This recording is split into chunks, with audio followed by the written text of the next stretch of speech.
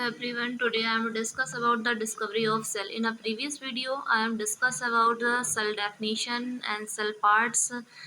It's all. And then after I discuss about the cell of a discovery of a cell. Welcome to my channel Saraswati 234. I am Ekta Misra. Today I am discuss about the cell discovery of the cell. Cell discovery. First observe by the Robert Hooke in 1665। सबसे पहले Robert Hooke ने 1665 में cell की discovery की थी और उन्होंने कहा था cell is a basic unit and basic fundamental unit of life. Fundamental unit of life बोला था। ऑब्जर्व ऑफ कॉज सबसे जब रॉबर्ट हुक ने सेल की डिस्कवरी की थी तो इन्हीं के द्वारा बनाया हुआ माइक्रोस्कोप, कंपाउंड माइक्रोस्कोप खुद ही बनाया था। उसमें इन्होंने एक सेल कॉर्क की सेल को एग्जामाइन किया था। Cork is obtained from a bark of tree. अब आप लोग पूछो ये कॉर्क क्या होता है, बार्क क्या होता है। बार्क को हम छाल बोल सकते हैं। जैसे ट्री में ऊपर वाली जो परत होती है ब्राउन कलर की, हमने जो डायग्राम नीचे बना रखा है ये कॉर्क का है, और ये कॉर्क अंडर, जब कॉर्क को अंडर माइक्रोस्कोप रखा गया उस चीज़ का। तो cork is obtained from a bark of tree. जो कॉर्क होती है वो ट्री की छाल से पाई जाती है। Drive the name of cell from Latin word. एक जो सेल नाम था वो एक लैटिन वर्ड था और इसका मीनिंग होता है स्मॉल रूम, छोटे कमरे। छोटे कमरे। एज लाइक आ हनी कॉम। उन्होंने ये जैसे ही देखा कि ये छोटे छोटे कमरे उन्हें दिखाई दिए, छोटे छोटे से कंपार्टमेंट दिखाई दिए, तो उन्होंने दिमाग लगाया, एक आइडिया है कि ऐसी कोई चीज़ तो हमने देखी है।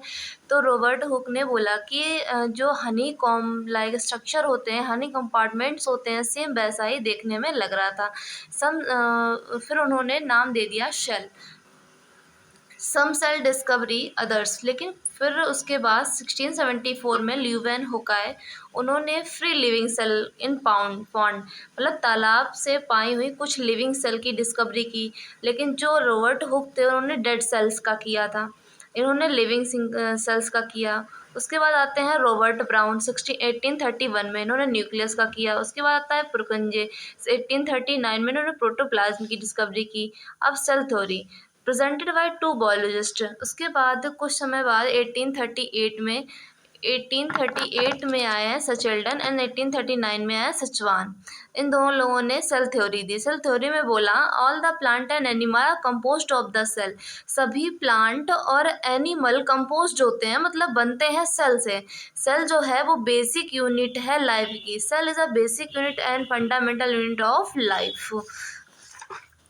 Expanded by Virchow. फिर उसके बाद 1855 में एक बर्चाउ साइंटिस्ट आए, उन्होंने बोला cell arise from the pre existing cell. Pre existing cell का मतलब होता है कि जो पहले से एग्जिस्ट कर रही हैं, जो पहले से प्रेजेंट हैं, तो उन्हीं से बनेगी नई सेल।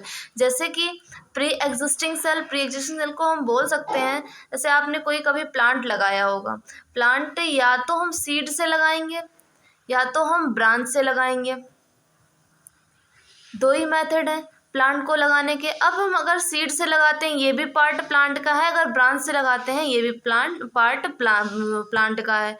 ये जो पार्ट है ब्रांच से लगाएंगे फिर ब्रांच ग्रोथ करेगी ब्रांच को हम कलम भी बोल देते हैं।